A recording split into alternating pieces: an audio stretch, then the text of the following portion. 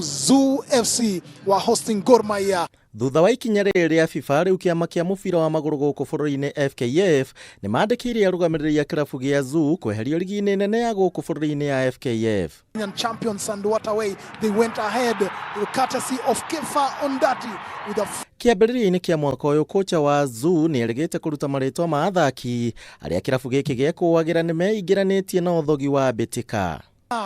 Taken there and what kirabu gĩkĩ gĩa Zoo rigi ĩtanarũgamio nĩ ũndũ wa COVID-19 mararũgamĩire namba 18 na pointi 8 na ũũ nĩ thutha wa gũthaka ngucanio 14.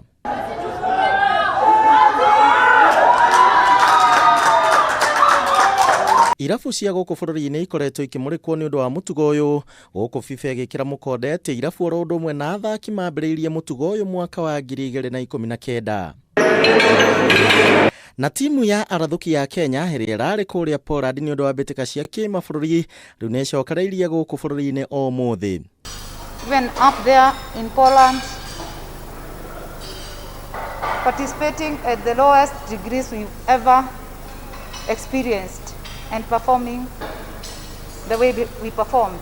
Timu ĩno ya Kenya ĩrĩa ĩrarĩ na ateng'eri hamwe nao Ferguson Rotich na Naomi gatagatĩ ka ateng'eri angĩ arĩa mathĩire ngũga ithatũ cia bata mũno. As the team manager said, we are now going towards the Olympics, and we have quite a number of athletes who have qualified, and there are those others who have not qualified.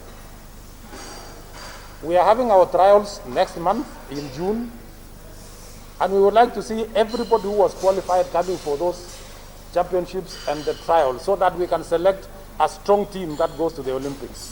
Handũ-inĩ ha Kameme TV, njĩtagwo Kuria wa Gĩcimu.